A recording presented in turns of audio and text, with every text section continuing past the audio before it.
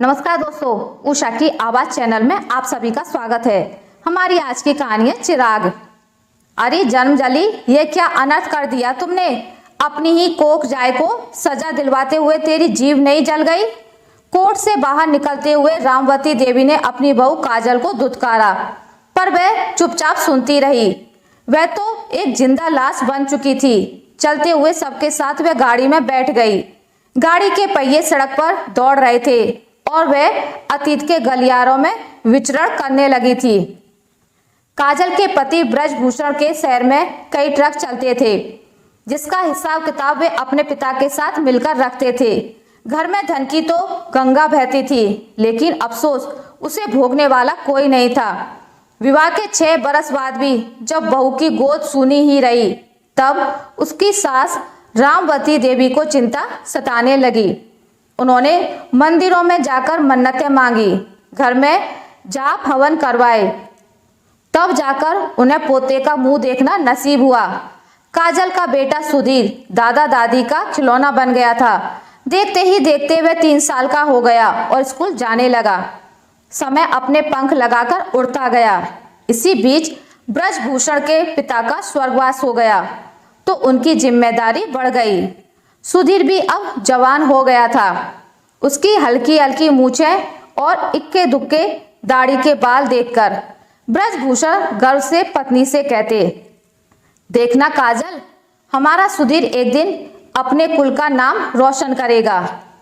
काजल ये सुनकर बस मुस्कुरा देती। एक दिन सुधीर की डायरी में स्कूल के प्रिंसिपल का मैसेज लिखा आया, कल स्कूल में आकर मिलो। काजल मिलने गई। तब प्रिंसिपल सर ने कहा, सुधीर अपनी क्लासेस अटेंड नहीं कर रहा है। ये देखिए, कुछ दिनों पहले उसकी किताब से ये तस्वीरें निकली हैं। कहते हुए उन्होंने तस्वीरें उसके सामने रख दी, जिसे देखकर उसकी आंखें शर्म से झुक गई। प्रिंसिपल सर से माफी मांगकर वह घर आ गई।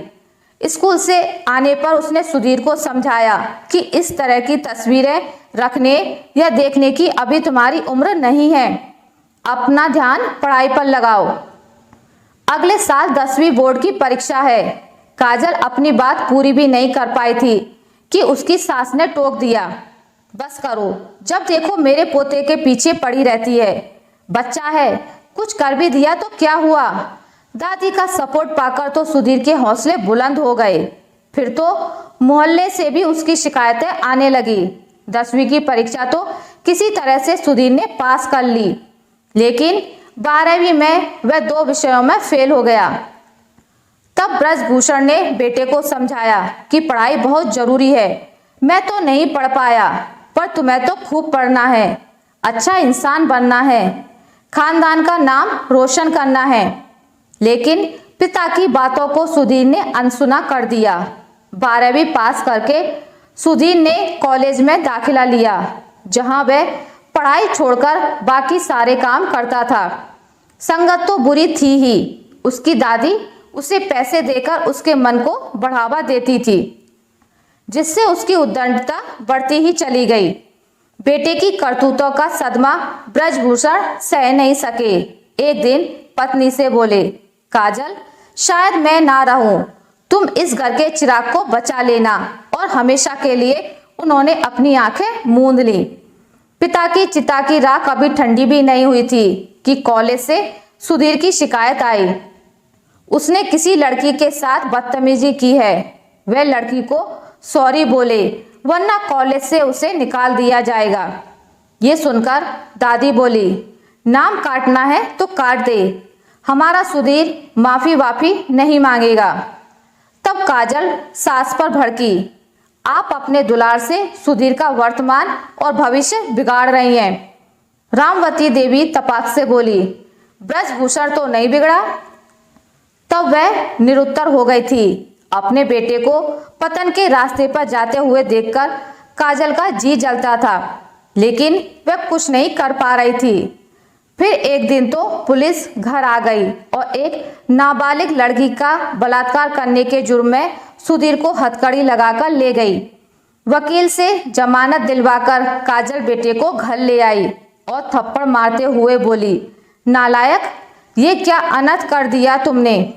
तुमने एक लड़की की जिंदगी खराब कर दी और तुम्हें उसकी जरा भी शर्मिंदगी नहीं है।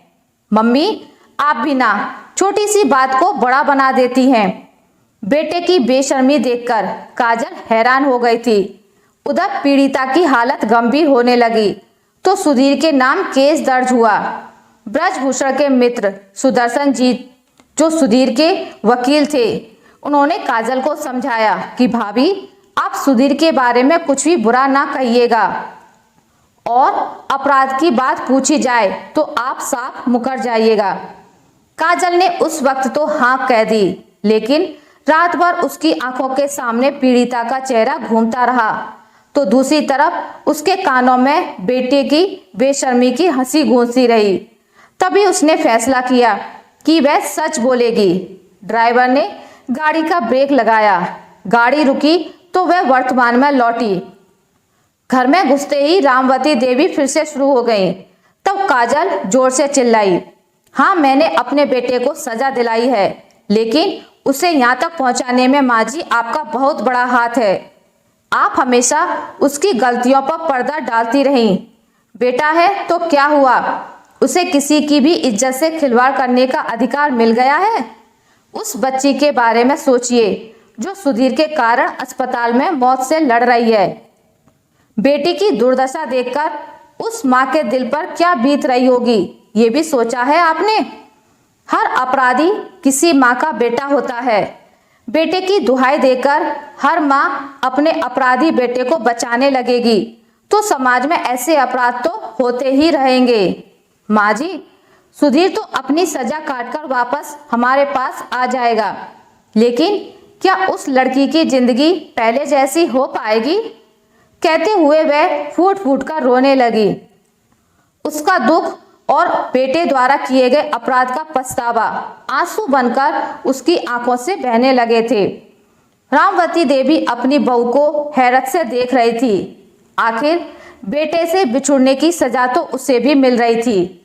आशा करती हूँ आपको मेरी आज की कहानी अच्छी लगी होगी। अगर आपको मेरी कहानी अच्छी लगी है तो इसे लाइक करें, ज़्यादा से ज़्यादा शेयर करें और अगर आप मेरे चैनल पर नए हैं तो इसे सब्सक्राइब करना ना भूलें। मिलते एक नई कहानी के साथ, तब तक के लिए नमस्कार।